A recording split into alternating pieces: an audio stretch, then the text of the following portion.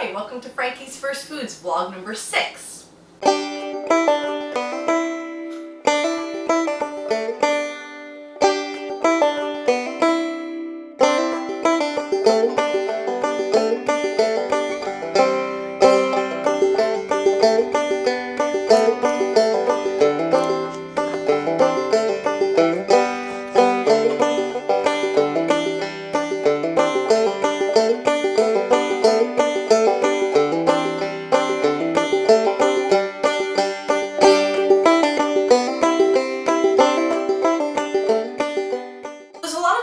Bone broth lately, and it's no surprise. It's a very nourishing food due to its high mineral and vitamin content.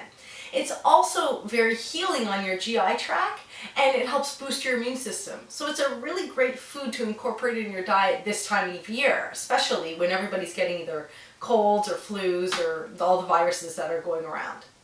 And because it's such a wonderful food for us, I mean, it's something that our babies could definitely benefit from too. Few points that I want to address. If you are making this for your baby, there's things that you want to take into consideration. How are you cooking your roast, your chicken?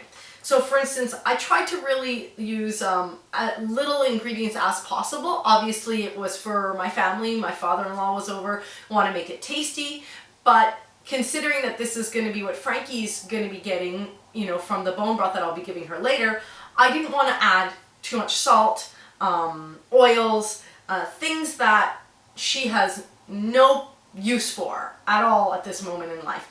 Babies do not need salt, do not need sugar. There is no benefit. If you're worried, if you think that they don't like the taste of something, they have no idea that salt will make it taste better. There is no reasons to be adding sugar or salt to your baby's food. I cannot emphasize that enough.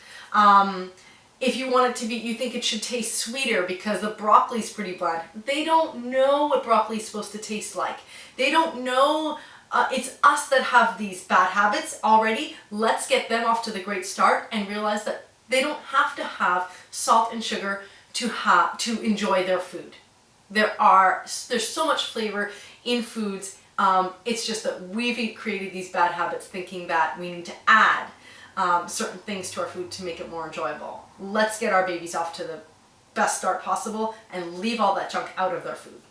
So that's why, coming to what I prepared last night, I tried to limit the salt, adding it afterwards to our plates if we desired, and also the vegetables that we cooked with it. I tried to use vegetables that she's already had or a few extras, but not too many that she hasn't had for the allergy issue. If there was a reaction, I can keep track of where it's coming from.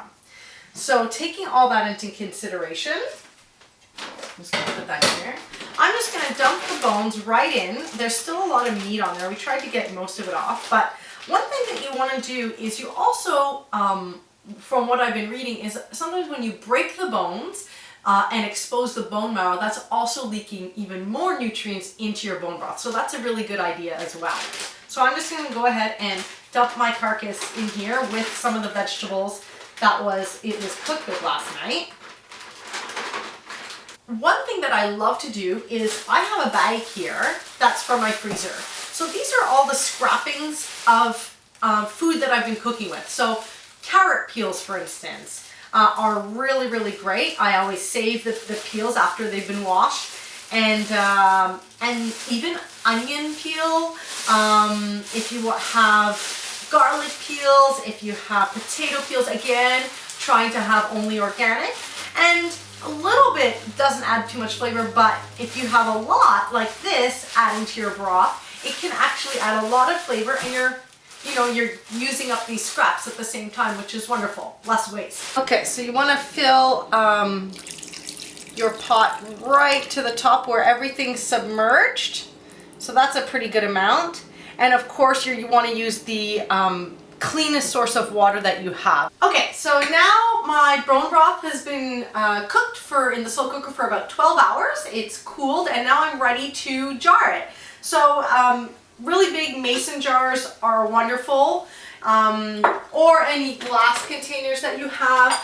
This will give you quite a bit, so I'm gonna obviously freeze some and put it in for later, store it for later. Another great way to store your bone broth for your baby is with the ice cube trays, just like we do with our purees. So again, just use the strainer and simply fill up your ice cube trays, and then you just pop them out as you need. Add one to each puree. Again, add one to the sippy cup. Add as you need, and that way you don't have to defrost the whole jar. I mean, it's going to take Frankie forever to go through a jar like this, so this is a really good way to portion it off and use only what you need at each time.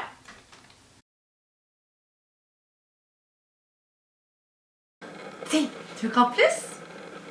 C'est bon, hein? Thanks so much for joining us today at Frankie's First Foods. Stay tuned for next vlog because we'll be talking about immune boosting foods for your baby during this germy season.